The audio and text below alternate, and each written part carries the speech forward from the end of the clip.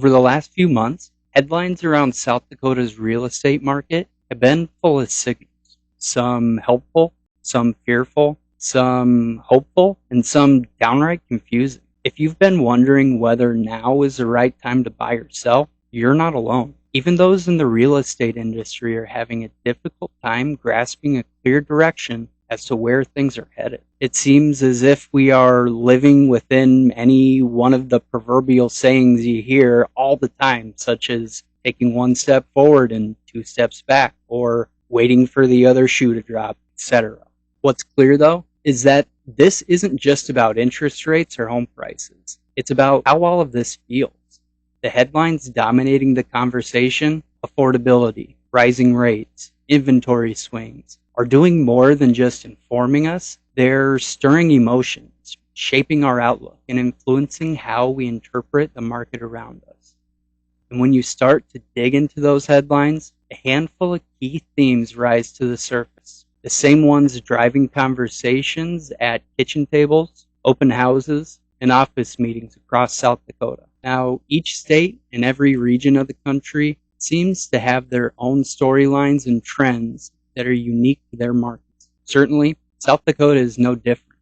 However, most of the major themes that are being reported on the national level in regard to the housing market are also being experienced and reported here by our local news outlets every week. Affordability and increasing home prices have continued to be the central topic. Even though South Dakota is often more affordable in comparison to much of the country, home prices have continued their steady rise here. And buyers are certainly noticing that their wages are not keeping pace with the rising prices. This has created a lot of conversation about whether younger families, especially first-time buyers, can still get into the market, or whether home ownership will need to be pushed further back into their plans for the future. Another major theme, interest rate. Buyers are hyper-focused on whether mortgage rates will drop, while sellers are closely watching them because they know lower rates could bring more buyers into the market. The emotional undercurrent here,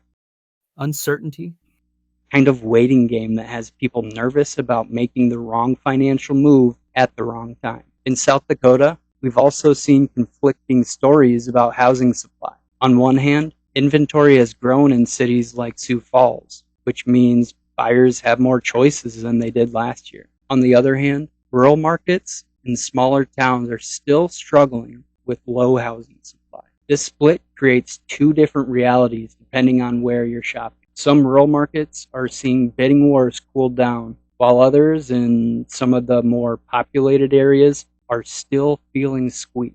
Other headlines talk about families moving to South Dakota from higher cost states. These are for any of the varying reasons, such as affordability, space, and quality of life. That creates both excitement because it validates South Dakota's appeal, and frustration because, as we know, it can drive up demand and keep prices strong. This is especially true in desirable areas like the Sioux Falls Metro. And finally, there's a clear rural versus urban storyline, which I touched on briefly just a minute ago while discussing the housing supply, but it's also very real in the overall population changes throughout the state. Sioux Falls and Rapid City are still growing, pulling in new residents and new development. Meanwhile, some of the smaller communities are facing stagnant demand or even population decline. Buyers and sellers in those smaller towns are feeling very different pressure than those in the larger markets. So when you step back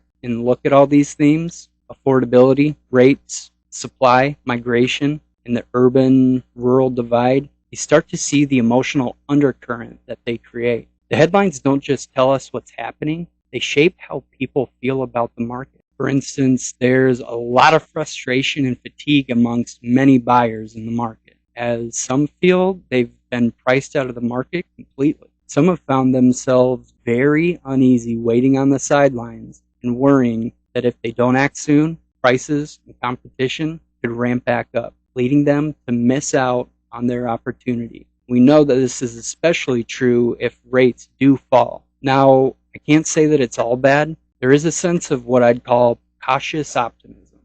Sellers and investors sense that South Dakota's market is still fundamentally strong, especially compared to the national headlines that have reported a general slowdown in the housing market. Local buyers and sellers alike are still holding on to the idea that stabilization right around the corner, either through moderating home prices and uptick in housing inventory, especially in the rural areas of the state, or if interest rates start to head toward a level that feels more aligned with long-term affordability. Maybe you've even felt it yourself, the frustration, the optimism, the fear, the hope. These emotions aren't just random. They're the natural responses to what the headlines keep telling us. So if emotions are the undercurrent, the headlines are the megaphone, echoing and sometimes exaggerating the very fears those navigating South Dakota's housing market already feel. Buyers see stories about the affordability crisis and worry they'll never own a home. Sellers see stories about softening demand and worry they've missed the peak window of time.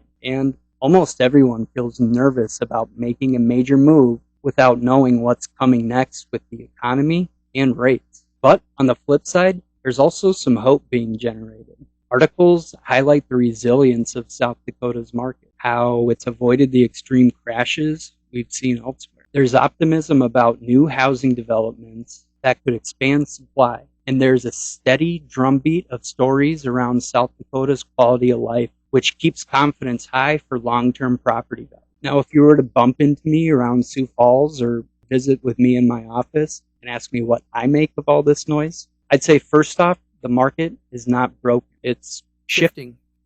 And with every shift, there are challenges, but also openings for possibilities. Key is deciding which one applies to you. For buyers, the sentiment suggests many of you are nervous, but you're remaining motivated. Yes, affordability is a challenge, but in areas like Sioux Falls, rising inventory means you actually have more negotiating power than you did last year. It will be key to balance patience with readiness, because when the right home pops up, you need to be prepared to act. For sellers, please know the market is still healthy, but buyers are much more value conscious than before. The headlines are teaching buyers to be picky. So if you're selling, pricing correctly, and presenting your home well is more critical now than it has ever been. Homes that are move-in ready, priced fairly, are continuing to move fast. Meanwhile, overpriced listings are sitting longer and will continue to sit there until they give in to what the market is telling them in regards to what the price actually is. For investors, as you very well may know, the mixed emotions in the market create a lot of opportunity to increase or strengthen your real estate portfolio. When consumers feel uncertain, it's a chance for those with cash or financing flexibility to step in and pick up a great deal. Rental demand is still holding strong, especially as affordability challenges push more families to rent longer. So what do you do with all this? Let's get practical and talk about the strategies to give buyers, sellers, and investors the best chance to find a victory amongst the challenges of an uncertain market. Buyers, fear should never be a motivator or a factor when making any kind of decision in your life. This is especially true when it comes to such an important and impactful decision like buying a home. The best deals will go to the people who are ready to move when the opportunity strikes. Again, balance the struggle of being patient by being as prepared as you possibly can be. Get pre-qualified, know your budget, and shop with clarity. Sellers, don't assume the market will do all the work for you. Position your home to stand out and be prepared for negotiations. This market rewards realistic sellers. Investors, use this period of caution to your advantage. While others hesitate, you can scoop up properties that will hold value in the long term, especially in growing markets like Sioux Falls or Rapid City. So when you cut through all the noise, what are South Dakotans really feeling right now? I'd sum it up as cautious but hopeful. People are frustrated, but they haven't given up.